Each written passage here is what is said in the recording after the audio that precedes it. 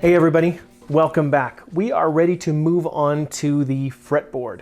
This particular one is a Macassar ebony. It's got quite a bit of striping in it, and it's not black like we have seen traditional ebony, but you can always dye these in modern dyes that aren't going to cause you issues later. I happen to like quite a bit of this figure, so I'm just going to use it as is. We are going to take a look at slotting the fretboard, thicknessing the fretboard, and moving on to putting the frets in and getting this thing ready to go. One of the first things I like to do to get this thing ready to be slotted is to take a look at the thickness. I want to start out with a thickness of about 7 millimeters. This is closer to 7.8, 7.8, 7.9, 8.5. So this is almost a millimeter thicker than what I would like to start with. You can, well, you can leave it, but I would highly suggest thicknessing this first and getting that closer to 7.1. If we wait to do it until it's installed, that's going to be a full millimeter of sanding to do on ebony. And if you've sanded ebony before, you know that that dark black dust is super fine and it gets everywhere. I would prefer to get this thicknessing taken care of first. There are a number of ways that I can thickness this. Take a plane to it. I can scrape it. I can sand it by hand. I don't want to do that. That's the whole point of thicknessing, is to avoid the sanding later. Or I can take it to a machine. You could take this to a planer, but the problem with most planers is that you are going to get a little bit of snipe at the beginning and the end of that cut. And if I had a fretboard that was 6 inches longer, maybe I wouldn't be afraid of doing that. So I'm going to take this to my thickness sander and get this down to about 7 and go from there.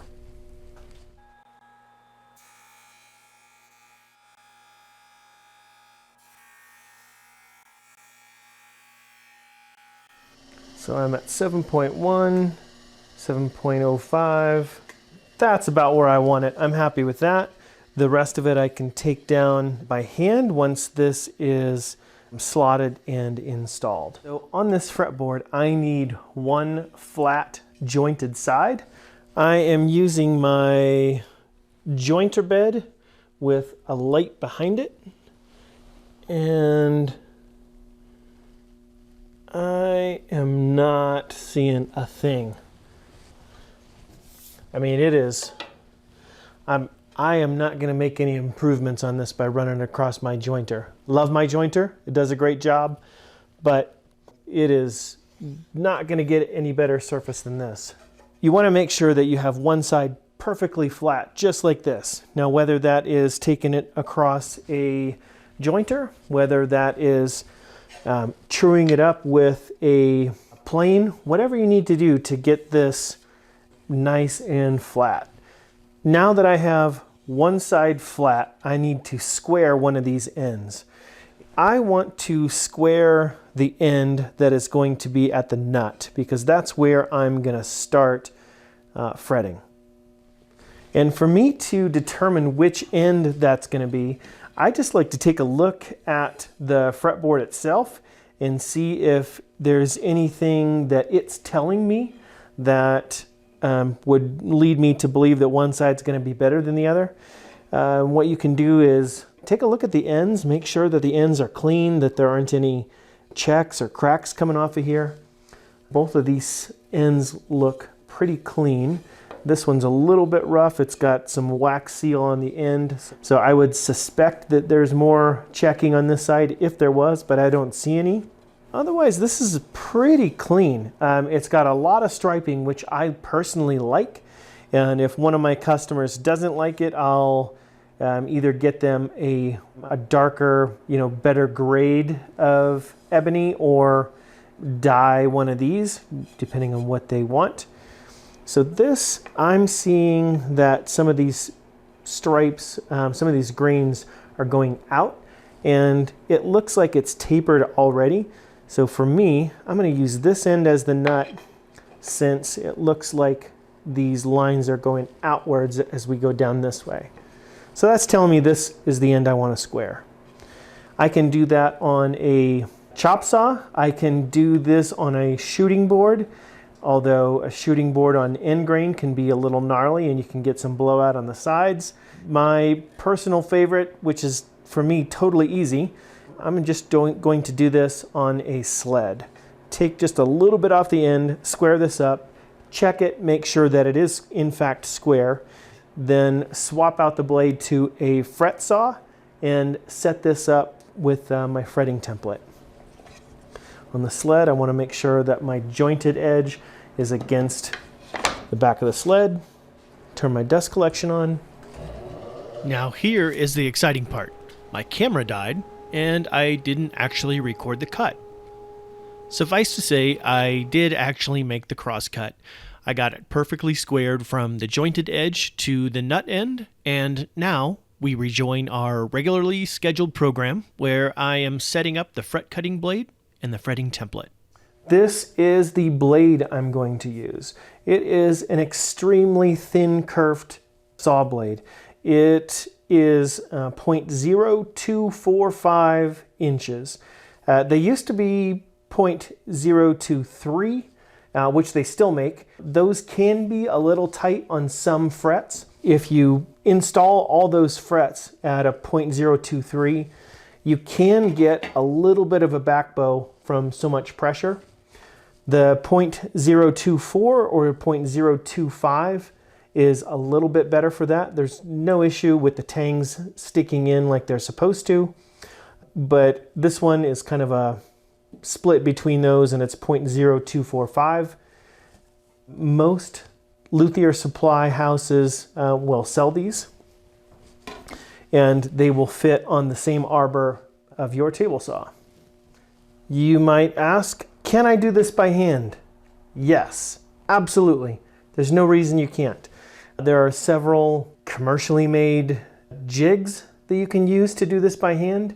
You can use a template and a really square block. You can get creative if you want to save some money. If you don't have this type of equipment, there are a number of ways to do it.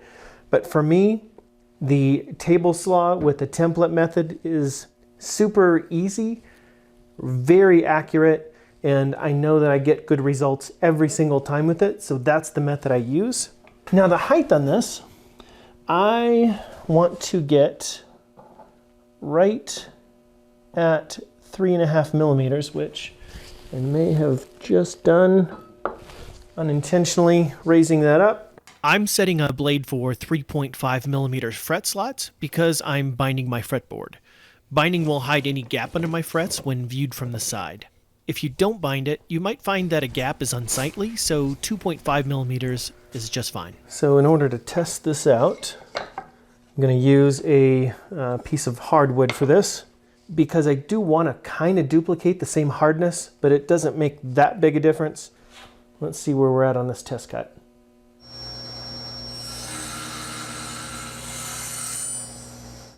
Nope, that's a little too deep. Okay, make a slight blade adjust. A micro turn. All right, let's try this again.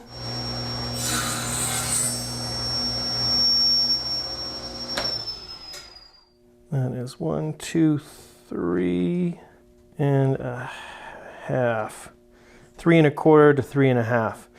So that is exactly what I'm shooting for. 3 1/4, 3 1/2. And that may seem a little bit deep, especially considering we've only got a 7 millimeter fretboard.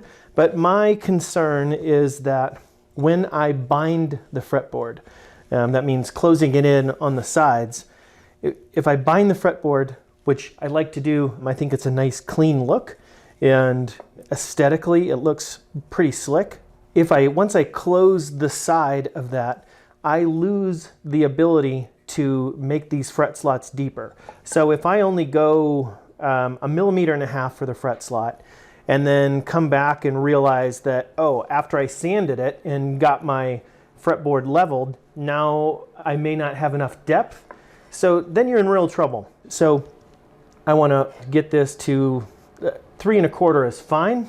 If you can tell the difference on your ruler between 3 1/4 and 3 1/2. 3 1/2 is probably better, because once we radius this and get those sides over, you know, we're going to be a little less deep on the sides.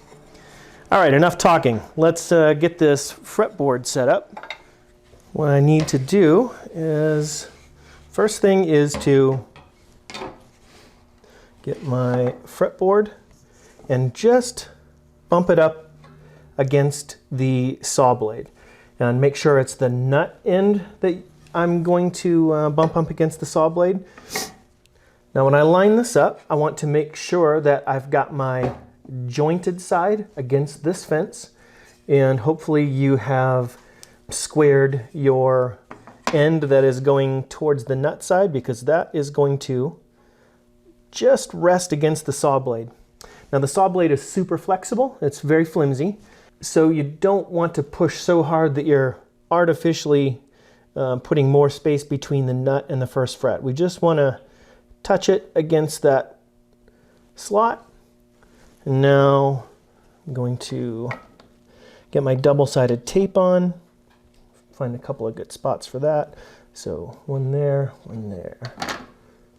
I'm putting my double-sided tape on so I can stick my template onto the fretboard.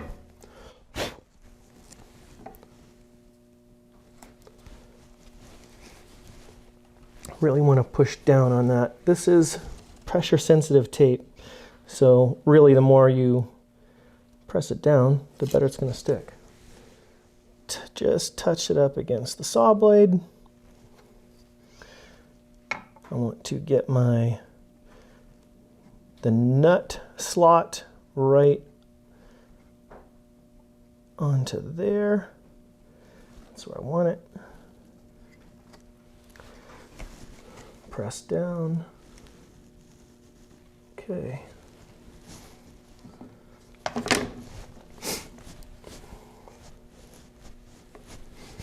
Now when I push this through, this particular saw blade does not have as large of a reinforcement plate on either side of the blade as I'd like, so it can wander just a little bit more. So I only push it through. I don't go a through and back. So I push it through, I'll move it back, I'll move it down a fret, and then I'll push it over the sled again.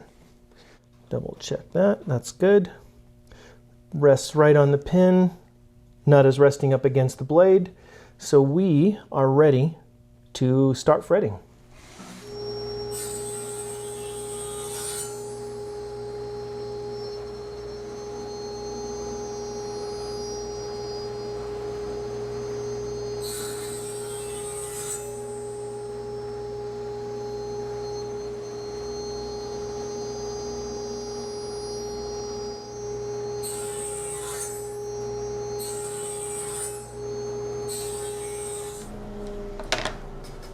Take my sticky back tape off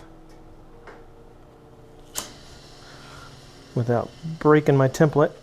This is sticky stuff. There we go. We are now slotted. We'll go over the center line and taper in the next video, so we'll see you soon.